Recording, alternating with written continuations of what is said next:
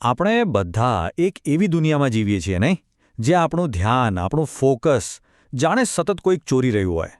પણ શું થાય જો હું કહું કે આ ચોરાયેલું ફોકસ પાછું મેળવવાની એક રીત છે? તો ચાલો આજે આપણે કેલ ન્યૂપોર્ટના જબરદસ્ત પુસ્તક ડીપ વર્કના રહસ્યોને સમજીએ. જરા વિચારો તો, છેલ્લી વાર એવું ક્યારે બન્યું હતું કે પૂરો 1 કલાક કોઈ નોટિફિકેશન નહીં, કોઈ ઈમેલ નહીં, કોઈ સોશિયલ મીડિયા નહીં, બસ માત્ર કામ પર ધ્યાન આપ્યું હોય? યાદ આવે છે? અઘરું છે ને? સાચું કહું તો આજના સમયમાં આપણું ધ્યાન એક યુદ્ધનું મેદાન બની ગયું છે અને એવું લાગે છે કે આપણે આ લડાઈ સતત હારી રહ્યા છીએ. તો આ યુદ્ધ જીતવા શું કરવું? કેલ ન્યૂપોર્ટ આપણને એકદમ સિક્રેટ હથિયાર આપે છે અને એનું નામ છે ડીપ વર્ક. હવે આ કોઈ એવું તેવું કામ નથી હો, આ તો એક જાદુઈ સ્થિતિ છે. એવી સ્થિતિ કે જેમાં આપણે કામમાં એટલા ડૂબી જઈએ કે સમય ક્યાં જાય એની પણ ખબર ના રહે અને બસ ત્યારે જ કંઈક અસાધારણ સર્જાય છે. ડીપ વર્કની અસલી તાકાત સમજવી હોય ને તો પહેલાં એના દુશ્મનને ઓળખવો પડે અને આ કહાનીનો વિલન છે શેલો વર્ક.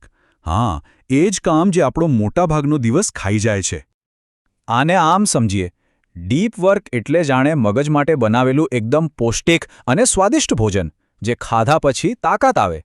અને શેલો વર્ક એ તો સાવ જંક ફૂડ જેવું છે. ખબર છે ને, ફટાફટ ઈમેલ ચેક કરી લેવા, નકામી મીટિંગોમાં બેસી રહેવું, આ બધું આપણને વ્યસ્ત તો રાખે છે, પણ દિવસ પૂરો થાય ત્યારે એવું લાગે કે યાર આજે કર્યું શું? અને આ શેલો વર્કનો સૌથી મોટો ખતરો શું છે ખબર છે? એક મસ્ત શબ્દ છે એના માટે, એટેન્શન રેસિડ્યુ. મતલબ કે જ્યારે કોઈ અગત્યના કામ વચ્ચે ખાલી 1 જ મિનિટ માટે ફોન ચેક કરીએ ને તો આપણું ધ્યાન 100% પાછું નથી આવતું. થોડુંક ધ્યાન તો એ ફોન પર જ ચોંટેલું રહી જાય છે, જાણે માનસિક ગ્લિટર જે આપણા મુખ્ય કામની ક્વોલિટી બગાડી નાખે છે. સારું, તો આટલી બધી મહેનત કરવી શા માટે? શું કામ જોઈએ છે આ ડીપ વર્ક? કારણ કે મિત્રો, આ માત્ર એક સારી આદત નથી. આજના જમાનામાં ટકી રહેવા અને આગળ વધવા માટેની એક રીતસરની સુપર પાવર છે. જો આજની નવી અર્થવ્યવસ્થામાં મુખ્યત્વે 3 પ્રકારના લોકો જ ખરેખર સફળ થઈ રહ્યા છે. એક, જેઓ જટિલ મશીનો અને ટેકનોલોજી સાથે કામ કરી શકે છે. બીજા, જેઓ પોતાના ફિલ્ડના સુપરસ્ટાર છે, એટલે કે બેસ્ટમાં બેસ્ટ. અને ત્રીજા, જેમની પાસે પૈસા છે અને તેઓ રોકાણ કરે છે. હવે આ પહેલા 2 ગ્રુપમાં આવવું હોય તો 2 વસ્તુઓ કરવી જ પડે. ઝડપથી નવી વસ્તુઓ શીખવી પડે અને એકદમ ઉચ્ચ સ્તરે કામ કરવું પડે. અને આ બંને માટે ડીપ વર્ક વગર છૂટકો જ નથી. એટલે મૂળ વાત એકદમ સાફ છે. જો શીખી ન શકાય તો આગળ વધી ન શકાય. સતત શીખવાની આવડત જ સફળતાની અસલી ચાવી છે.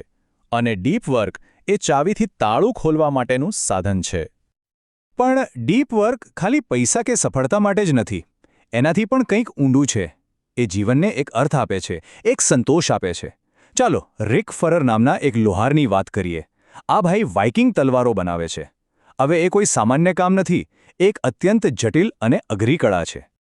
રિક પોતે શું કહે છે સાંભળો, આને બરાબર બનાવવા માટે આ સૌથી જટિલ વસ્તુ છે જે મને બનાવતા આવડે છે અને આ જ પડકાર મને આગળ વધારે છે. કેટલી મોટી વાત છે! આનાથી સાબિત થાય છે કે જ્યારે આપણે કોઈ અઘરા કામમાં પૂરેપૂરા ડૂબી જઈએ છીએ ને ત્યારે જીવનમાં સાચો સંતોષ મળે છે. તો સવાલ એ જ છે કે ભાઈ આ સુપર પાવર મેળવવી કઈ રીતે? શું કરવાનું? સારું, એના માટે ન્યૂપોર્ટ આપણને 4 નિયમોની એક આખી પ્લેબુક આપે છે. અને પહેલો નિયમ છે પોતાના ફોકસની રક્ષા કરવા માટે એક મજબૂત કિલ્લો બનાવો. હવે આ કિલ્લો બનાવવા માટે કોઈ એક જ રીત નથી હો. અલગ અલગ ફિલોસોફી છે. એક છે મઠ જેવી, એટલે કે બધું છોડીને દુનિયાથી અલગ થઈને કામ કરવું. કદાચ બધા માટે શક્ય નથી. બીજી છે બાય મોડલ, જેમાં અમુક લાંબા સમય માટે ડીપ વર્ક અને બાકીનો સમય બીજા કામો માટે. ત્રીજી છે લયબદ્ધ, એટલે કે રોજ એક ફિક્સ સમયે ડીપ વર્ક કરવું, જેમ કે રોજ સવારે 9 થી 11. અને છેલ્લી છે પત્રકાર જેવી, જ્યારે પણ મોકો મળે ત્યારે ડીપ વર્કમાં લાગી જવું. દરેક વ્યક્તિએ પોતાના માટે કઈ શૈલી બેસ્ટ છે એ શોધવું પડે. અને અહીં એક મજાની વાત છે. ઊંડાણપૂર્વક કામ કરવા માટેનો એક સૌથી જરૂરી નિયમ છે કામ ન કરવું. હા, સાચું સાંભળ્યું, આરામ કરવું. આપણું મગજ કોઈ મશીન નથી, એને પણ રિચાર્જ થવા માટે બ્રેકની જરૂર પડે છે.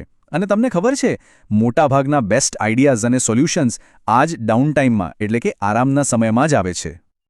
ચલો હવે પ્લેબુકનો બીજો નિયમ એ છે પોતાના મગજને એક મસલની જેમ ટ્રેન કરવું. કારણ કે ફોકસ કરવાની ક્ષમતા જન્મથી નથી મળતી, એને કસરત કરીને વિકસાવવી પડે છે. એકદમ બરાબર. તીવ્રતાથી ધ્યાન કેન્દ્રિત કરવાની ક્ષમતા એક એવી સ્કિલ છે જેને ટ્રેનિંગ આપવી જ પડે. જેમ કોઈ એથ્લીટ ઓલિમ્પિક માટે રોજ પ્રેક્ટિસ કરે, બસ એ જ રીતે આપણે પણ આપણા મગજને ફોકસ માટે ટ્રેન કરવું પડે. આ ખાલી મનમક્કમ તો બધું થઈ જાય વાળી વાત નથી, આ નિયમિત પ્રેક્ટિસની વાત છે. તો ટ્રેનિંગ કરવી કઈ રીતે? એક જોરદાર ટેકનિક છે. વિક્ષેપોથી બ્રેક લેવાની જગ્યાએ ફોકસથી બ્રેક લેવાનું શરૂ કરો. સમજાયું? મતલબ કે આપણો ડિફોલ્ટ મોડ ફોકસ હોવો જોઈએ અને પછી આપણે નક્કી કરીએ કે ચાલ હવે 15 મિનિટ માટે ઇન્ટરનેટ જોઈશ. આમ કરવાથી મગજની આખી સિસ્ટમ બદલાઈ જાય છે અને તે વિક્ષેપોનો સામનો કરવા માટે મજબૂત બને છે. ઓકે, હવે આવીએ છેલ્લા 2 નિયમો પર. અને આ બંને નિયમો આજના સમયના જે સૌથી મોટા ડિસ્ટ્રેક્શન્સ છે ને એના પર સીધો હુમલો કરે છે. નિયમ નંબર 3, અને આ થોડો ક્રાંતિકારી લાગી શકે છે. તૈયાર છો? નિયમ છે સોશિયલ મીડિયા છોડી દો. હા, ન્યૂપોર્ટ કહે છે કે આપણે એક કારીગરની જેમ વિચારવું જોઈએ. કોઈપણ ટૂલ વાપરતા પહેલા પોતાને પૂછો, શું આ ટૂલ મારા મુખ્ય લક્ષ્યોને પૂરા કરવામાં જબરદસ્ત હકારાત્મક ફાયદો કરાવે છે? જો જવાબ ના હોય તો એને છોડી દેવામાં જ ભલાઈ છે. એક નાનકડો પ્રયોગ કરી શકાય. શું 30 દિવસ માટે સોશિયલ મીડિયાથી દૂર રહી શકાય? બસ 30 દિવસ. અને જો એ 30 દિવસ પછી એવું લાગે કે યાર આના વગર તો જીવનમાં કોઈ ખાસ નુકસાન નથી થયું, બલકે શાંતિ વધી છે, તો કદાચ એને કાયમ માટે અલવિદા કહેવાનો સમય આવી ગયો છે. અને હવે છેલ્લો ચોથો નિયમ, શેલો વર્કને જીવનમાંથી કાઢી નાખો. મતલબ કે એવા કામોને શોધીને ઓછા કરો જે ઓછી કિંમતના હોય, જે આપણો સમય તો ખાઈ જાય છે પણ બદલામાં કંઈ ખાસ મૂલ્ય આપતા નથી.